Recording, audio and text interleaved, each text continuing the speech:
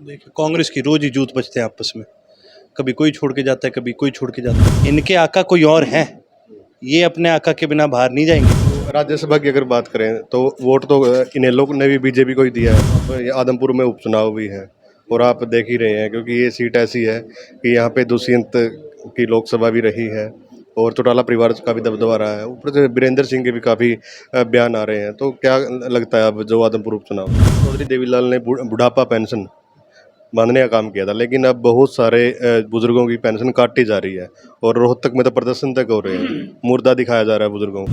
अर्जुन जी, अरविंद केजरीवाल लगातार जैसे पीछे आदमपुर आए और पंजाब का सीएम भी आदमपुर आया, तो क्या लगता है जो ये दौरे चल रहे हैं कहीं ना कहीं ये जो आम आदमी पार्टी है मजबूत होगी? क्या लगता है दीपेंद्र हुड्डा क्योंकि जो प्रदेश अध्यक्ष बना है, तो कुछ लग रहा है कि कांग्रेस भी उभार में? नमस्कार, मैं आपका दोस्त मनदीप शर्मा दा एयर न्यूज़ में आपका स्वागत करता हूँ। दोस्तों, मेरे साथ आज अर्जुन चौटाला जी हैं और आज आदमपुर के दौरे चल रहे हैं, तो बातचीत करते हैं अर्जुन भाई से। जी, दा एयर न्यूज़ में स्वागत है जी आपका। बहुत बहुत धन्यवाद जी। आज दौरे चल रहे हैं आदमपुर के, प्रचार कैसा चल रहा है वैसे? आज प्रचार से ज़्यादा आज तो हम न्योता देने आए हैं सबको। हर साल 25 सितंबर को बड़े चौधरी साहब जननायक चौधरी देवीलाल जी का जन्मदिन बड़ी शानदार तरीके से सम्मान दिवस के रूप में मनाने का काम करते हैं। हर साल हरियाणा के किसी एक अलग ज़िले में इसको मनाने का काम करते हैं। अब की बार पार्टी के सभी साथियों ने मिलकर के फैसला करा है, बड़े चौधरी साहब की कर्मभूमि, जहाँ से उन्होंने पहली बार 1962 में चुनाव लड़ा था फतेहाबाद से, वहीं पर ही हम इस रैली को मनाने का काम करेंगे। तो क्या अब की बार जेजेपी को न्योता दिया जाएगा? जेजेपी को न्योता वो तो खुद कहते हैं कि भी हम मनाएंगे रैली, तो मैं तो आपके माध्यम से उनको बोलूँगा, अगर आप मनाने का रखते हो तो आप मनाइए। इन्होंने तो कितने सालों से, जब से जेजेपी बनी, इन्होंने एक बार भी बड़े चौधरी साहब का जन्मदिन ही नहीं मनाया। इनके आका कोई और हैं। ये अपने आका के बिना बाहर नहीं जाएंगे। इनके ऊपर ये बीजेपी जो बैठी है ना, ये इनके आका है। ये उनकी से पूछे बगैर, उनकी इजाज़त के बगैर ये कहीं नहीं हिलते। तो चौटाला साहब का एक बयान भी आया था कि दोबारा से अगर गठबंधन हो जाए जेजेपी के साथ ही, तो कितनी सच्चाई है इसमें? उन्होंने कभी ये नहीं बोला कि जेजेपी के साथ गठबंधन हो। उन्होंने ये बोला कि जितने भी लाइक माइंडेड लोग हैं, जितने भी साथी ऑपोजिशन के, यूनाइट होकर के इस सरकार के खिलाफ लड़ने का काम करेंगे, हम उन सभी के साथ मिलकर के ये लड़ाई लड़ने के लिए तैयार है। और ये तो सरकार के अंदर बैठे हैं, ये ऑपोजिशन में थोड़ी हैं, तो इनके लिए कभी वो न्योता था ही नहीं। तो राज्यसभा की अगर बात करें तो वोट तो इन्हें लोग ने भी बीजेपी को ही दिया है। बीजेपी को नहीं दिया, कार्तिकेय शर्मा को दिया है। वो इंडिपेंडेंट कैंडिडेट थे। हमने एक इंडिपेंडेंट कैंडिडेट को वोट दिया है। अब उनका समर्थन, वो उनकी मर्जी है, चाहे वो कांग्रेस से ले कहीं और से ले। हमने अपना वोट सही समझा क्योंकि वो एक सही नेता है। तो अब ये आदमपुर में उपचुनाव भी है और आप देख ही रहे हैं, क्योंकि ये सीट ऐसी है कि यहाँ पे दुष्यंत की लोकसभा भी रही है और चौटाला परिवार का भी दबदबा रहा है। ऊपर से वीरेंद्र सिंह के भी काफ़ी बयान आ रहे हैं। तो क्या लगता है अब जो आदमपुर उपचुनाव है? देखिए, आदमपुर उपचुनाव के लिए इंडियन नेशनल लोकदल की पूर्ण रूप से तैयारी है। लेकिन इंडियन नेशनल लोकदल की एक खासियत है, हम जब भी इस प्रकार का कोई राजनीतिक फैसला लेते हैं, अपने सारे कार्यकर्ता साथियों के साथ मिलकर के, उनसे बातचीत करके, सब मिलकर के फैसला लेते हैं कि किस प्रकार से चुनाव लड़ा जाए। आदमपुर का चुनाव है, आदमपुर की जनता फैसला करे कि भी किसको चुनाव लड़ाना चाहिए। जिसके लिए भी आदमपुर के हमारे साथी, जिसका भी नाम पे वो मोहर लगाने का काम करेंगे, हम उनको चुनाव लड़ाने का काम करेंगे। तो हम सर्वे कर रहे थे, लोग कह रहे थे कि अर्जुन तो सिर्फ चुनाव के समय ही दिखता है, या तो पिछले सितंबर में दिखा था या अब दिख रहा है। जिसने ये बात की वो झूठ बोल रहा है, क्योंकि पिछले सितंबर में मैं नहीं था, मेरी ड्यूटी कहीं और लगी थी।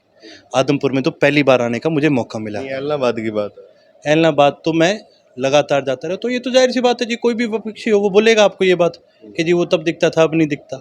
उनके कहने से ना तो मेरा आना जाना शुरू होगा, ना ही उनके कहने से मेरा आना जाना बंद होगा। हमारा ऐलनाबाद के साथ एक बड़ा ही पुराना रिश्ता है। उस रिश्ते को हम पूर्ण रूप से कायम करके रखते हैं। यदि इस रिश्ते में कमी आती तो आपको क्या लगता है कि अभी सिंह जी क्या जीतते वहाँ से? उन्होंने इतने सालों से इस रिश्ते को कायम रखा है, हमने इस रिश्ते को कायम रखा है, तभी तो इतना प्रेम और प्यार मिलता है। चौधरी देवीलाल ने बुढ़ापा पेंशन बांधने का काम किया था, लेकिन अब बहुत सारे बुजुर्गों की पेंशन काटी जा रही है और रोहतक में तो प्रदर्शन तक हो रहे हैं। मुर्दा दिखाया जा रहा है बुजुर्गों को। क्या कुछ कहेंगे?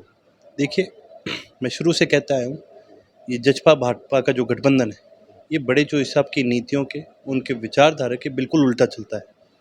इन्होंने तो शर्तें लगाने का भी काम करा। एक परिवार की अगर आमदनी 1,80,000 से सालाना, उससे ज़्यादा हो तो हम नहीं देंगे पेंशन।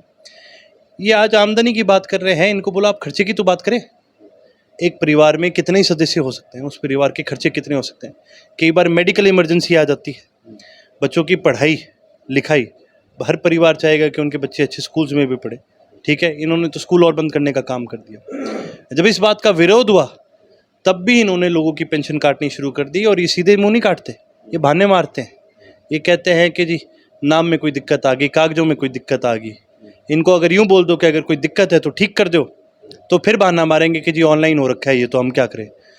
ऑनलाइन भी तो किसी आदमी ने चढ़ाया होगा, कोई तो बैठा होगा ना कंप्यूटर पे जिसने ये सारा चढ़ाया होगा।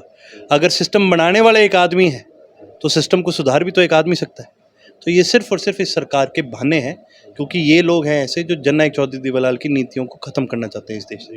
अर्जुन जी, अरविंद केजरीवाल लगातार जैसे पीछे आदमपुर आए और पंजाब का सीएम भी आदमपुर आया, तो क्या लगता है जो ये दौरे चल रहे हैं कहीं ना कहीं ये जो आम आदमी पार्टी है मजबूत होगी?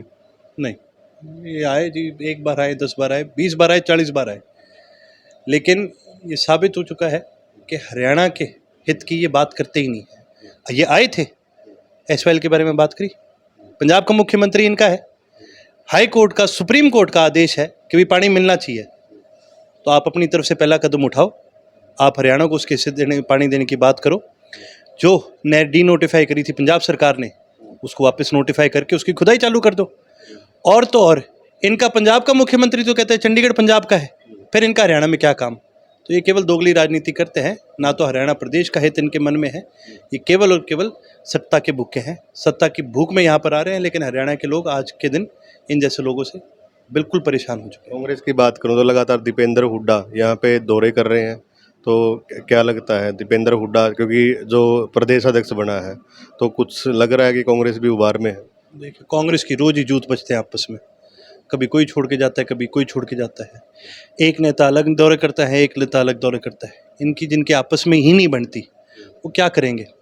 और ये ही वो कांग्रेस है जिसने एलनाबाद में बीजेपी को और गोविंद कांडा को वोट दिलाने का काम करा था। भरी सभा में भूपेंद्र सिंह हुड्डा जी ने क्या बोला था कि ये तो मेरे दोस्त हैं, उनके लिए इन्होंने वोट मांगने का काम करा। ये तो बीजेपी की, हुड्डा परिवार खास करके बीजेपी की बी टीम के हिसाब से काम कर रहा है, क्योंकि उनके ऊपर केस लगे हुए हैं और ये उनके दबाव में आकर के कांग्रेस को अंदर खाते कमज़ोर करने का काम कर रहे हैं। जी, तो जो 25 सितंबर की जो रैली होगी तो नई एंट्री भी होंगी जी उसमें? ठीक है, अभी नहीं बताऊंगा, 25 नहीं हो, बढ़िया धमाके होंगे।